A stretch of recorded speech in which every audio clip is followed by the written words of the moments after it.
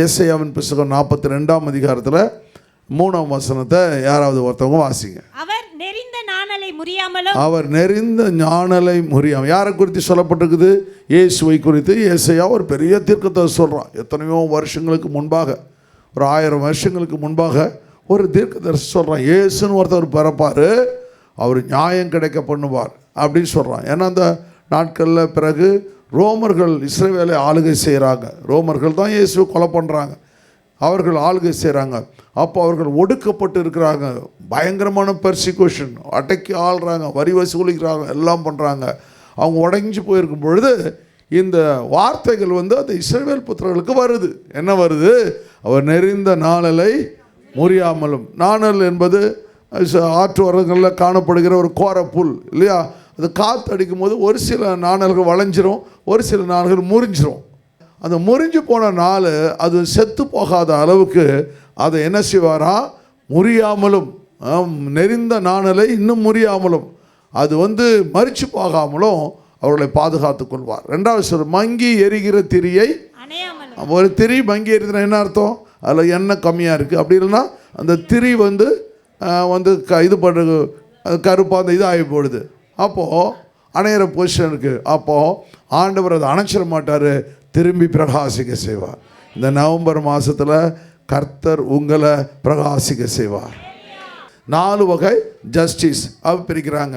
அப்படின்னா நீதி அப்படின்னு பிரிக்கிறாங்க. அது என்ன 4 வகைன்னு பார்த்தா, இது செய்தியுடைய தலைப்பாத்து காட் இஸ் அவர் ஜட்ஜ், தேவனே எங்கள் நீதிபரர். சரி, 4 வகையாக பிரிக்க. 1 சோஷியல் ஜஸ்டிஸ்ன்னு பிரிக்கிறாங்க, சமூகத்தினுடைய நீதி, சமூக நீதி. அப்படின்னா சமூக நீதினா என்ன அப்படின்னு சொல்லி நம்ம பார்ப்போம். நீதி நியாயம் செய்யணும், உண்மையாக இருக்கணும், இதுதான் சமூக நீதி. ஒரு காரியத்தை செய்யும் பொழுது அதில் நியாயம் எது, அநீதின்னு பார்க்கணும். பார்த்துட்டு உண்மையாக இருக்கிறது தான் சமூகத்தில் செய்கிற நீதி. அது பேர் தான் சமூக நீதி, சோஷியல் ஜஸ்டிஸ்ன்னு பேர். 2வது எக்கனாமிக் ஜஸ்டிஸ். அப்படின்னா பொருளாதாரம். கடவுள் உங்களை ஆசீர்வதிக்கும் பொழுது அந்த ஆசீர்வாதத்தில் என்ன பண்ண வேண்டும்? உங்களுக்கு கிடைச்ச அந்த பொருளாதாரத்தை, அந்த ஆப்பர்ச்சுனிட்டி, சந்தர்ப்பத்தை நாங்கள் மற்றவர்களுக்கு பகிர்ந்து கொடுக்க வேண்டும். அதுதான் பொருளாதார எக்கனாமிக் ஜஸ்டிஸ். அப்படின்னா என்ன அர்த்தம்? நீங்கள் சாப்பிட்றீங்க, ஒரு ஆள் அம்மானு நிற்கிறாங்க, உடனே என்ன பண்ண முடியும்? சாப்பாடு அவங்களுக்கு கொஞ்சம் கொடுக்கணும்.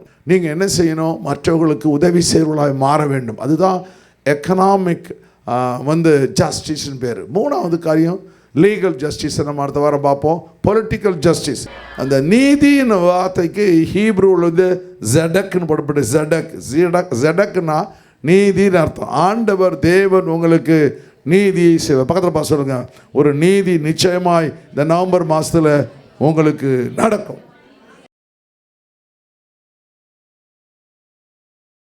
நம்ம வாழ்க்கையில் என்ன இருக்காது?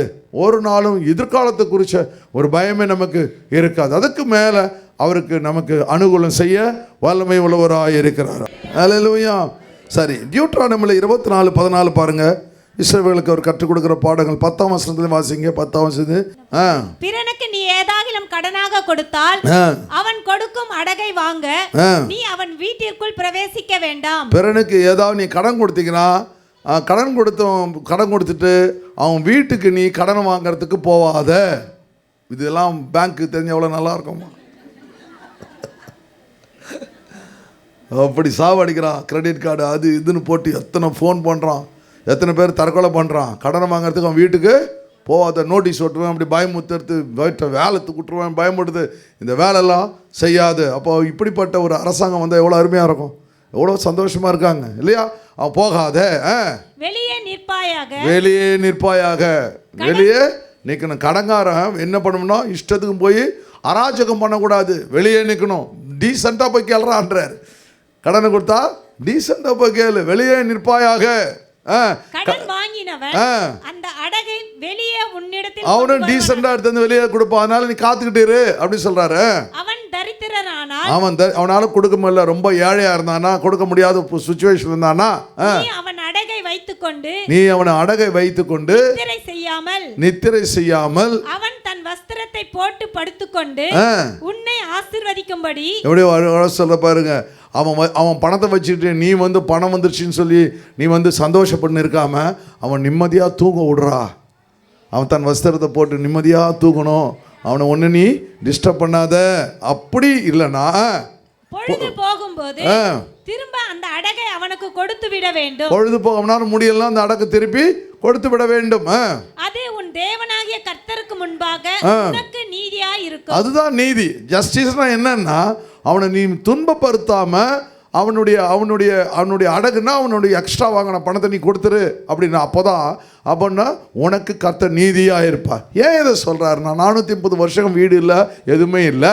இப்போ ஆண்டவர் என்ன பண்ண, இஸ்ரவேல் கொண்டு வந்து அவர்களுக்கு கட்டாத வீடுகளையும் நடாத திராட்சை தோட்டங்களையும் எல்லாம் கொடுக்குறாரு. நீங்கள் இயேசுக்கிட்ட வந்த பிறகு ஆண்டவர் உங்களை ஆசீர்வதிக்கிறார். நம்முடைய ஒவ்வொரு பார்ட்சியும் கர்த்தர் ஆசீர்வதிக்கிறார். அப்போ என்ன அர்த்தம் அப்படின்னா, நம்முடைய பணங்கள், நம்முடைய சொத்துக்கள் எல்லாம் இயேசுவுக்கு சொந்தமாக இருக்கிறது. அவர் தானம்மா நீங்கள் கேட்டு தானே வாங்குறீங்க. அப்போ ஆண்டவருடைய சொத்து தானே அவையெல்லாம். அப்போ ஆண்டவர் கேட்கும்போது கொடுப்பதற்கு நாம் ரெடியாக இருக்க வேண்டும். அப்படின்னு ஒரு பெரிய திட்டத்தை, எதுவுமே ஒன்றுதில்லை, எல்லாம் கர்த்தருடையது என்ற ஒரு அருமையான அந்த எக்கனாமிக் ஜஸ்டிஸை தேவன் இங்கே கொண்டு வருகிறத பார்க்க முடிகிறது. சரி, இது நிறைய பெரிய காரியம், லேட்டாகும். நம்ம கடைசி வசனத்துக்கு, அடுத்த வசனத்துக்கு போயிடலாம். லூக்காவின் புத்தகம் 14ஆம் அதிகாரத்தில் 12 வாசிங்க. அன்றியும் அவர் தம்மை விருந்துக்கு அழைத்தவனை நோக்கி, ஒரு ஆள் விருந்துக்கு அழைச்சா என்ன செய்யணும்னு சொல்கிறார். விருந்துக்குன்னா ஒரு பேங்க்வெட், ஒரு கல்யாணத்துக்கோ இல்லை, கல்யாணத்துக்கு இல்லை, ஒரு பர்த்டேவுக்கு அழைக்கிறான் வச்சுக்க, உங்களுக்கு வந்து டின்னருக்கு வான்னு கூப்பிடாம வச்சுக்க, அப்படி என்ன செய்யணும் சொல்றாரு. நீ பகல் விருந்தாவது ரா விருந்தாவது பண்ணும்போது உன் சிநேகிதரை ஆகிலும் உன் சகோதரரை ஆகிலும் உன் பந்து ஜனங்களை ஆகிலும் ஐஸ்வர்யம் உள்ள அயலாத்தார் ஆகிலும் அழைக்க வேண்டாம். அழைத்தால் அவர்களும் உன்னை அழைப்பார்கள், அப்பொழுது உனக்கு பதிலாக பதில் செய்ததாகும். புரியுதா உங்களுக்கு? நல்லா புரியுதா? இப்போ நீங்கள் வந்து ஒரு உங்களுக்கு ஈக்குவலாக இருக்க ஃப்ரெண்டு வந்து நீங்கள் வீட்டுக்கு வந்து டின்னருக்கு வாங்க, நம்ம அப்படி தானே செய்வோம். நமக்கு டின்னர், நமக்கு ஈக்குவலாக இருக்க ஃப்ரெண்டுங்களை அழைப்போம். அவர் என்ன பண்ணுவார், போன முறை நீங்கள் எனக்கு வந்து டின்னர் வச்சுங்க, இந்த முறை நான் உனக்கு டின்னர் வைக்கிறேன். அப்போ ஆண்டவர் சொல்கிறாரு, இப்போ நீ அவனுக்கு டின்னர் வைக்கிற, அவன் உனக்கு டின்னர் வச்சா பலன் என்ன இருக்குது? அவன் தான் திருப்பி செஞ்சிடறானே. அதே சமயத்தில் செய்ய முடியாதவன், அவன் வந்து என்ன பண்ண, ஏழையாக இருக்கிறவனை, அவனுக்கு நீ சொல்லிச்சுன்னா உனக்கு பரலோகத்தில் பலனை நான் கொடுப்பேன். புரியுதா உங்களுக்கு? எவ்வளோ பியூட்டிஃபுல்லாக அழகாக எடுத்துகிட்டு போகிறார். எப்படி நேச்சுரலாக நடக்கிற காரியத்தை தேவன் நமக்கு சொல்லித்தரார். நீ விருந்து பண்ணும்போது ஏழைகளையும் ஊனரையும் சப்பானிகளையும், அவங்களுக்கு யாரும் சாப்பாடு கொடுத்து யாருமே கிடையாது, ஊனருக்கும் சப்பானிக்கும் கிடையாது, குருடரையும் அழைப்பாயாக, அப்பொழுது நீ பாக்கியவானாய் இருப்பாய். அவர்கள் உனக்கு பதில் செய்ய மாட்டார்கள். அவரால் செய்ய முடியாது, பதில் செய்ய முடியாது. நீதிமான்களின் உயிர்த்தெழுதலில் உனக்கு பதில் செய்யப்படும். உனக்கு பதில் செய்வேன். ஆண்டவர் வருகையில் உனக்கு நான் பதிலை கர்த்தர் கொடுப்பேன். ஹல்லேலூயா. அப்போது நம்முடைய கொடுக்குற பணங்கள் யாருக்காகன்னா, நம்ம பெருமைக்காகவோ காரியங்களை செய்யக்கூடாது. ஒன்றுமே இல்லாதவர்களுக்கு எப்படி பகிர்ந்தளிக்க வேண்டும் என்பதை ஆண்டவர் அழகாய் கற்றுத்தருகிறார். சரி, அடுத்த வசனத்துக்கு போங்க. அப்போ நம்ம 16ஆம் வசனத்தில் 16 வசனம் வாசிங்க. ஒரு மனுஷன் பெரிய விருந்தை ஆயத்தம் பண்ணி அநேகரை அழைக்கிறான். ஒரு ஆள் வந்து ஒரு பெரிய விருந்து ஆயத்தம், பேங்க் கொட்டு ரெடி பண்ணுறான், எல்லாம் அநேகரை அழைக்கிறான். விருந்து வேளையில் ஊழியக்காரனை நோக்கி, அவன் ஊழியக்காரன் பார்த்து சொல்றான், நீ அழைக்கப்பட்டவனிடத்தில் போய், நீங்க யாரெல்லாம் இன்விடேஷன் கொடுத்தனோ அவங்ககிட்ட போயிட்டு, எல்லாம் ஆயத்தமாயிருக்கிறது வாருங்கள் என்று சொல்லு என்று, எல்லாம் ஆயத்தமா இருக்குது வாருங்கள்னு சொல்லுங்கன்னு சொல்லுவேன். நான் கூட எப்படி ஃபங்க்ஷன் வச்சேன்னா, எத்தனை பேர், 25 பேர்னா 25 பேரை என்ன பண்ணுவேன், அவங்க வராங்கன்னா ஃபோன் பண்ணி கேளு, சாப்பாடு வேஸ்ட் ஆகிடும் இல்லைம்மா. ஆமாம், இப்போ போன வாரம் கூட நான் வச்சேன், இதில் HLCயில் வந்து சினாடுடைய மீட்டிங் வச்சேன். 5 டைஸஸ் வராங்க, 25 டைஸ், 30 பேருக்கு சாப்பாடு சொல்லியாச்சு. அப்புறம் கொண்டு எல்லாருக்கும் ஃபோன் பண்ணி சொன்னியா, இப்போ வந்து எல்லா இடத்துக்கு அவ்வளவும் வேஸ்ட்டு, கேக்குக்கெல்லாம் வேஸ்ட் ஆகிடும். அப்போது யூதர்களுடைய பழக்கம் என்னன்னா, 2 இன்விடேஷன் கொடுப்பாங்க. 2 இன்விடேஷன். ஃபஸ்ட்டு வந்து இன்விடேஷன்னா, நாங்கள் இந்த தேதியில் ஒரு விருந்தை நாங்கள் ஆயத்தம் பண்ணி வச்சுருக்குறோம், அந்த விருந்துக்கு நீங்கள் கட்டாயம் வந்துருங்க அப்படின்னு சொல்லுவாங்க. அந்த வந்து அப்பிறகு என்ன பண்ணுவாங்கன்னா, மறுபடியும் காலையில் சொல்லுவாங்க, விருந்து ஆயத்தமாக இருக்கிறது, டைம் கரெக்டாக சொல்லுவாங்க, இந்த டைமுக்கு நீங்கள் வந்துருங்க அப்படின்னு சொல்லுவாங்க. அதுபோல் இது எதை ஆண்டவர் இயேசு சொல்கிறாருன்னு ஓமையாக சொல்கிறார். அந்த நாட்களில் என்ன பண்ணுறாங்க, மோசே என்ன பண்ணுறான், எல்லாரையும் தேவனை ஆராதிப்பதற்கு அழைக்கின்றான், நியாயப்பிரமாணங்களை ஏற்படுத்துகிறான், எல்லாம் செய்கிறான். யாருமே சரியாக வரமாட்டுறாங்க, தேவனுக்கு விரோதமாக பாவம் செஞ்சு போயிடுறாங்க. சில ப்ராஃபிட்ஸு பரிசுத்தவான்கள் லைக் எலைஜா இப்படி முக்கியமான ஆட்கள் என்ன பண்ணுறாங்க, அந்த கொள்கையில் ஆண்டவர் இன்விடேஷனை ஏற்றுக்கிறாங்க, மற்றவங்க விட்டுறாங்க. ரெண்டாவது காரியத்தில் பார்க்கும்பொழுது இயேசுவே இன்விடேஷன் கொடுக்குறாரு. இயேசுவே இன்விடேஷன், நீங்கள்லாம் வாங்க விருந்துக்கு, நான் ஒரு பெரிய பேங்க் போட்டு வச்சுருக்கேன் வாங்கன்னு சொல்கிறாரு. அப்போ பார்த்தா ஒருத்தவன் என்ன சொல்கிறான், நான் இப்போ தான் கல்யாணம் பண்ணேன் வர முடியாதுன்னு சொல்கிறான். சாக்கு போக்கு சொல்கிறான்னு இருக்குது. அவனுக்கு வர முடியும், அவன் என்ன சொல்கிறான், வர முடியாது அப்படின்னு சொல்கிறான். நீங்கள் சொல்கிற மாதிரி இது மாதிரி பாஸ்டர் மழை வந்து ரெட் அலர்ட் போட்டிருக்கான், சர்ச்சு இருக்கா இல்லையா? கடைசியில் பார்த்தா எல்லாம் ஒன்றுமே மழையும் இல்லை, ஒன்றும் இல்லை, வெயில் அடிக்குது, எல்லாம் வந்துட்டாங்க. அப்போ அவ்வளோ பேரும் ஏமாந்து போயிருப்பாங்க. அதுபோல் சில சமயத்தில் இந்த இன்விடேஷன் மிக, அதுபோல் கர்த்தர் வந்து ஞாயிற்றுக்கிழமை உங்களுக்கு ஒரு விருந்து ஆயத்தம் பண்ணி வச்சுருக்கிறார். இதான் விருந்து. என்ன விருந்து? இதான் ஆண்டவர் கொடுக்குற விருந்து, ஞாயிற்றுக்கிழமை விருந்து. அருமையான வாலண்டியர்ஸ் தான் உங்களை சேரை போட்டு இலை போடுறாங்க, டேபிள் போட்டு உட்கார வைக்கிறாங்க. அவங்க வாலண்டியர்ஸு வேலை போடுறாங்க. இன்னொருத்தங்க சிக்கன் 65 பொரியல் கூட்டு எல்லாம் வந்து இந்த கொயரு மீடியா டிபார்ட்மெண்ட்டு வந்து மியூசிக் வாசிக்கிறவங்களாம் அவங்களுக்கு சைட் டிஷ் கொடுக்குறாங்க. மெயின் டிஷ் நான் கொடுக்குறேன். ஆமாம், நானே வார்த்தை ஆகி அப்போ நாட்டம் சில இருப்பார், பிரியாணி மெயினாக பிரியாணி. அது வந்து என்ன பண்ணோம், வார்த்தை வந்து அது அப்பமா, அதுதான் மெயின் டிஷ்ஷை நான் கொடுக்குறேன். அப்போது ஒவ்வொரு ஞாயிற்றுக்கிழமை ஒரு பேங்க்அவுட் நடக்குது, ஒரு பெரிய விருந்து கர்த்தர் வச்சுக்கிறார். அப்போ உங்களை இன்விடேஷன் கொடுத்து ஞாயிற்றுக்கிழமை 6 மணி சர்வீஸு, 7:30 மணி சர்வீஸு, இப்படி ஒவ்வொரு சர்வீஸுக்கு இன்விடேஷன் கொடுத்து நீங்கள் வரணும்னு சொல்லி அழைக்கிறார். உங்கள் சேரு காலியாக இருக்குது, உங்கள் சேரு காலியாக. நான் போன வாரம் போயிருக்கும் பொழுது நான் கூட ஒரு ஆளை கூப்பிட்டு போனேன். யாராவது கூட இருந்தால் நல்லா இருக்குமேனு. டிரைவரை அவங்க அலோவ் பண்ண மாட்டாங்கன்னு சொல்லிட்டு நான் சொல்லிட்டேன், டேய் ஜானு நீ அங்கே இருறா, நான் கூப்பிடும்போது வந்துடுறா அப்படின்னு சொல்லிட்டான். அப்படின்னு சொல்லிட்டு போயிட்டான். கூட ஒரு பாஸ்டர் ஒரு திருவள்ளூர்லேருந்து வந்துட்டார், பாவம். அவர் பாஸ்டர் நீ வாப்பா நான் பார்த்துக்கிறேன்ட்டு. நான் என்ன பண்ணிட்டேன், அவர் பேரை கொடுக்க மறந்துட்டேன். அங்கே போன உடனே அந்த செக்யூரிட்டி கமிஷனருங்க என்ன பண்ணுறாங்க, கரெக்டாக போயிடுவாங்க. என் பேர் இருக்குதா சார், நீங்கள் போங்க சார் ப்ளீஸ் சார் அப்படின்றாங்க. அவருடைய பேரை தேட இல்லை, உங்கள் பேர் இல்லைங்க சாரிங்க அப்படின்னு முடிச்சான்னு சொல்லிட்டாங்க. அதே போல் அங்கே போனால் சேர் கரெக்டாக போட்டிருக்குது, நிறைய பேர் வந்துருக்காங்க. எங்களுக்கு ஒரு 7 பேருக்கு மட்டும் மெயினான சேர், சிஎம்மோட நிற்கிற சேர், பக்கத்தில் நிற்கிறதுக்கு அந்த 7 பேர் மட்டும் அலவுடு, மற்றவங்களாம் வந்து வாங்கிட்டு போகணும். நாங்கள் மட்டும்தான் சிஎம்மோட நிற்க முடியும். அது மாதிரி அந்த அப்பாயின்மெண்ட்டு அவ்வளோ க்ளீனாக வச்சுருக்கிறாரு. இப்போது என்னை அவர் இன்வைட் பண்ணுறாரு, இன்வைட் பண்ணி எனக்கு எல்லாத்தையும் பண்ணிடுறாரு. நான் போகலன்னா கட்டாயமாக என்ன பண்ணுவார், என் மேலே வருத்தப்படுவார். அதுபோல் பிதாவாகிய தேவன் குமாரனாகிய கிறிஸ்து உங்களுக்கு ஒவ்வொரு ஞாயிற்றுக்கிழமையும் ஒரு விருந்தை ஆயத்தம் பண்ணி வச்சிருக்கிறார். அந்த விருந்துக்கு கலந்து கொள்ள வேண்டும் என்று ஆண்டவர் ஆவலோடு கூட காத்திருக்கிறார். நீங்கள் வர்றது ரிஜெக்ட் பண்ணது, எனக்கு ஒரு சாக்கு போகுது, எனக்கு ரெட் அலர்ட் வருதுங்க, எனக்கு ப்ளூ அலர்ட் வருதுங்க, எங்கள் மரம் விழுந்து போயிடுச்சுங்க, புயல் அடிக்குதுங்க, இந்த கதையெல்லாம் விருந்துனா விருந்து தான். அது எது நடந்தாலும் நடந்து ஆகும், அது ஒன்றுமே மாற்ற முடியாது. சில பேர் வேறு வழியே இல்லைன்னா ஓகே, ஆனால் மேக்சிமம் என்ன பண்ணணும், அதில் வர வேண்டும் என்று தேவன் எதிர்பார்க்குறார். அப்படி இந்த விருந்துக்கு வராதவங்களை என்ன சொல்கிறார், 24ஆம் வசனத்தில் பாருங்கள். 24ஆமா, அழைக்கப்பட்டிருந்த அந்த மனுஷரில் ஒருவனாகிலும், அழைக்கப்பட்டிருந்த அந்த மனுஷனாகில், அந்த மனுஷனிலே ஒருவனாகிலும். அப்போ யார் யாரெல்லாம் நான் இன்விடேஷன் கொடுத்தனோ அந்த இன்விடேஷன் கொடுத்து வராதவன் ஒருவனாகிலும் என் விருந்தை ருசி பார்ப்பதில்லை என்று, என் விருந்தை ருசி பார்ப்பதிலப்போ அடுத்த விருந்து எங்க, பேங்க்வெட் அந்த மத்திய ஆகாயத்தில் வைக்க போகிறார். மத்திய ஆகாயத்தில் வைக்க யாரெல்லாம் ஃப்ளைட்டில் போவீங்களோ கர்த்தர் உங்களை ஆண்டவர் அங்கே கொண்டு செல்ல போகிறார். எவ்வளோ பெரிய ரகசியத்தை கர்த்தர் வச்சுருக்கா, யாருக்கா தெரியுமா? நீங்கள் ஆண்டவரோட கூட இருக்கிறதுனால கர்த்தர் எல்லாத்தையும் கற்றுக் கொடுக்குறார். எல்லாம் உண்மையாக நடந்துக்கிட்டு இருக்குது. அவரை மாறி ஒன்றும் இல்லை, எங்கடா ஆண்டவர் இருக்கிறாரு. சில சமயத்தில் அப்படி சூழ்நிலைலாம் வரும். ஆனால் நீங்கள் விடுதலையோடு விசுவாசத்தோடு நம்பும் பொழுது கர்த்தர் எல்லாவற்றையும் வாய்க்க பண்ணுவார். அல்லேலூயா, அல்லேலூயா. தேவனால் கூடாதது ஒன்றும் இல்லை. அப்போது அவர் என்ன பண்ணுறார், விருந்தை ருசி பார்ப்பல் என்று உங்களுக்கு நான் சொல்லுகிறேன். அப்போ இங்கே நீங்கள் அந்த பேங்க்வெட்டுக்கு விருந்து சாலைக்கு வரலனா அங்கே விருந்தில் கலந்து கொள்ள முடியாது. ஆண்டவர் மிக மிக தெளிவாக கர்த்தர் அழகாக சொல்லி தாப்போம். எவ்வளோ முக்கியம் ஆண்டவர் ஞாயிற்றுக்கிழமை ஆராதனை எவ்வளோ முக்கியம் என்பதை நீங்கள் மறந்து போகவே கூடாது. சாக்கு போக்குகள். ஒருத்தன் சொல்கிறான் எனக்கு கல்யாணம் ஆகிடுச்சு சொல்கிறான், இன்னொருத்தன் வயல் இப்போ தாங்க வாங்கினான், இப்போ தான் ஏர் மாடு வாங்கினான்றான். ஏர் மாடுக்கு என்னடா சம்மந்தம் இருக்குது?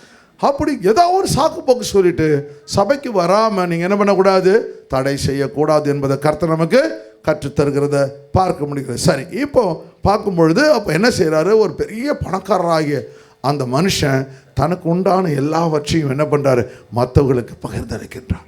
இப்போ வரமாட்டேன்னு சொன்ன உடனே அவர் என்ன பண்ணுறாரு, போயிட்டு தெருவழியில் போகிறவங்க, ஊனர், குருடர், இல்லை அவனுக்கு நடக்க முடியாதவன், ஃபிசிக்கலி ஹேண்டுக்கு நடக்க முடியாதவன், குருடாக இருக்கவங்க, ஏழைங்களை கொண்டு வந்து அந்த விருசாலை நிரப்பி விடுகிறார். ஒரு நாள் நாம் வந்து தேவனை பார்க்க முடியாத குருடர்களாக இருந்தோம். இயேசு யாருன்னே நமக்கு தெரியாது.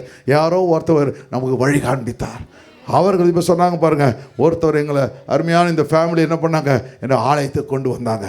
ஒருத்தர் நடக்க முடியாது, எந்த பக்கம் சர்ச்சை இருக்குன்னு தெரியாது. ஒரு நாள் நம்ம நடக்க முடியாத ஊனராக இருந்தோம், கர்த்தர் இந்த விருது சாலைக்கு கர்த்தர் கொண்டு வந்தார். ஹல்லேலூயா. ஆசீர்வதிக்க கூட மாட்டி பயங்கரமான சாபம் நம்ம வாழ்க்கையில், கஷ்டங்கள் இருந்தது, துன்பங்கள் இருந்தது, மூதாதையருடைய சாபங்கள் இருந்துச்சு. ஆனால் ஆண்டவர் என்ன பண்ணுறாரு, உங்களை ஆசீர்வாதமாய் மாற்றிவிட்டார். எங்கள் அப்பா வந்து ஒரு கவர்மெண்ட் எம்ப்ளாயி, ஒரு சிஐடி இன்ஸ்பெக்டராக இருந்தார். அப்போது அவருக்கு சம்பளம் குடும்பத்தை பார்க்க சரியாக இருந்துச்சு. ஆனால் எங்கள் அப்பா கதறி அழுதார், எங்கள் அம்மா கதறி அழுதாங்க. ஆனால் கர்த்தர் எனக்கு ஒரு பெரிய கம்பெனி கொடுத்து, அப்போது எடிபிள்ஸ் 200 ஃபேமிலி ஒர்க் பண்ணாங்க. ஒரு ஃபேமிலினா 200 ஃபேமிலினா எத்தனை பேர் பார்த்துங்க, அத்தனை பேருக்கும் போஷிக்கிற அளவுக்கு கர்த்தர் எஜமானனாய் மாற்றினார். அதுபோல் கர்த்தர் உங்களை ஒன்றுமில்லாத இடத்திலிருந்து தேவன் உங்களை ஆசீர்வதிப்பார். உங்கள் குடும்பத்துக்கு நீங்கள் ஒரு நாள் சம்பாதிப்பீங்க, ஒரு நாள் வரும் அநேக குடும்பங்களை போஷிக்கிற அளவுக்கு தேவன் உங்களை ஆசீர்வதிப்பார். ஹல்லேலூயா, ஹல்லேலூயா, ஹல்லேலூயா. அப்போ அந்த பெரிய விருந்து பண்ணுறவன் என்ன பண்ணுறான், எல்லாருக்கும் தன்னுடைய பணத்தை பகிர்ந்து கொடுத்து விடுகிறான். ஹல்லேலூயா. ஆண்டவர். இரண்டாவது காரியம், அப்போஸ்தலர் நடபடிகள் 4ஆம் அதிகாரத்தில் கடைசி வசனம் 32 மாதம் வாசி முடிப்போம். விசுவாசிகளாகிய திரளான கூட்டத்தார் ஒரே இருதயமும் ஒரே மனமும் உள்ளவர்களாய் இருந்தார்கள். விசுவாசிகளான திரளான கூட்டத்தார், விசுவாசிகள் எப்படி இருக்க வேண்டும் என்று ஆண்டவர், விசுவாசிகளான திரளான கூட்டத்தார் ஒரே இருதயம், ஒரே ஹார்ட், ஒரே சோல், ஆண்டவர் இருதயம் உள்ளவர்களாய் இருந்தார்கள். அப்போ நீங்கள்லாம் எப்படி இருக்கணும், ஒரே இருதயம் ஒரே மனசுள்ளவங்களா இருக்க வேண்டும். ஆண்டவரை ஆராதிக்கும் பொழுது ஆண்டவருடைய சமூகத்தில், ஆமாங்க இன்னைக்கு மழை வரும் போலுங்க, ஆமாண்டி அப்படி தாண்டி தெரியுது,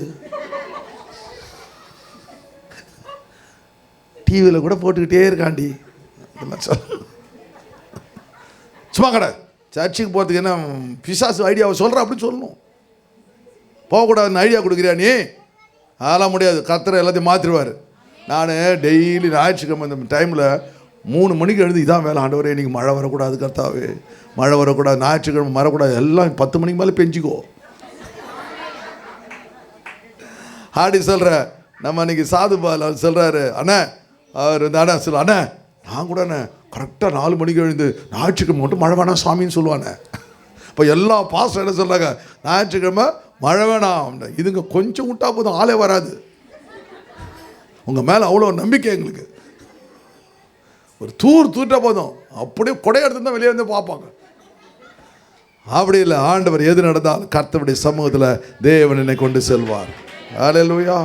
உங்களை ஆண்டவர் அப்படிப்பட்ட விசுவாசியாய் எந்த காற்றையும் நெறிந்த நாணலை முறிக்காமலும் மங்கி எரிகிற தீயை அணைக்காமலும் கர்த்தர் இருப்பார். உங்களை கொண்டு கர்த்தர் பெரிய காரியங்களை செய்வார். ஹல்லேலூயா, ஹல்லேலூயா. உங்களை பார்த்தா சொல்ல, நீ பெரிய காரியங்களை செய்வாய். ஹல்லேலூயா. எரிகோ முதலே அவங்களுக்கு பின்னாடி நிற்க முடியவில்லை, செங்கடல் முதல்ல நிற்க முடியவில்லை, யோர்தான் நிற்க முடியவில்லை. உங்களை கர்த்தர் அந்த விதமாய் உயர்த்தி ஆசீர்வதிப்பார். ஹல்லேலூயா. இந்த வசனம் சொல்லுது, தனக்குரிய எல்லாவற்றையும் ஒன்றையும் தன்னுடையது என்று சொல்லவில்லை, சகலமும் அவர்களுக்கு பொதுவாக இருந்தது. இதுதான் எக்கனாமிக் ஜஸ்டிஸ். எல்லாவற்றையும் பகிர்ந்து கொடுக்கிற ஒரு மனப்பான்மை விசுவாசிகள் இடத்துல காணப்பட்டது. ஆண்டவர் உங்களை எல்லாவற்றையும், நீங்கள் ஆண்டோடைய ராஜ்யத்தை தேட எல்லாவற்றையும் தேவன் கூட கொடுக்க வல்லமை உள்ளவராயிருப்பார். உங்களுடைய குடும்பத்தில் ஒன்றும் குறைவுபடாது. உங்களை நேசிக்கிற ஒரு தேவன் உங்களோடு கூட இருக்கிறார். ஒரு உயிர் உள்ள கடவுள் உங்களோடு கூட இருக்கிறார். எத்தனை புயற்காற்றுகள் கடுங்காற்றுகள் வரட்டுமே, ஆண்டவர் ஒரே நிமிஷத்தை அந்த புயல் காட்டையும் கடுங்காட்டையும் கர்த்தர் அமைதிப்படுத்தி விடுவார். பி ஸ்டில்னு சொல்வார். ஹல்லேலூயா. அப்படிப்பட்ட தேவன் உங்களோடு கூட இருக்கிறார். அதனால் விசுவாசிகளை எதுவும் மனம் தளராதீங்க. எனக்கு அங்கே பார்க்கப்படுற இடங்களுக்குலாம் இங்கே இருக்க அந்த உபத்திரவத்தை கர்த்தர் தேவன் உங்களுக்கும் எனக்கு கொடுத்துருக்கிறார். அந்த உபத்திரவத்தை நிற்க வேண்டும். உபத்திரவத்தை கொடுக்குறாரு. எதற்காக கொடுக்குறாரு? நீ நிற்கிறியா இல்லையான்னு பார்க்குறார். மழையை பார்த்து, கடலை பார்த்து, இதை காற்றை பார்த்து பயப்படக்கூடாது. ஆண்டவர் நமக்கு உயிரை கொடுத்துருக்கிறார். ஹல்லேலூயா. ஆண்டவர் தேவன் படகு போகும்பொழுது அந்த அந்த ஓஷனில் திடீர்னு புயல் காற்று வந்துடுது. அவன் எப்படியாவது உயிர் தப்ப வேண்டும் என்று நினைப்பானா? இல்லைப்பா, செத்து போட நினைக்க மாட்டான். எப்படியாவது மீண்டு வந்துடும். அது போல் ஆண்டவர் மறுபடியும் உங்களை மீண்டு கொண்டு வருவார்.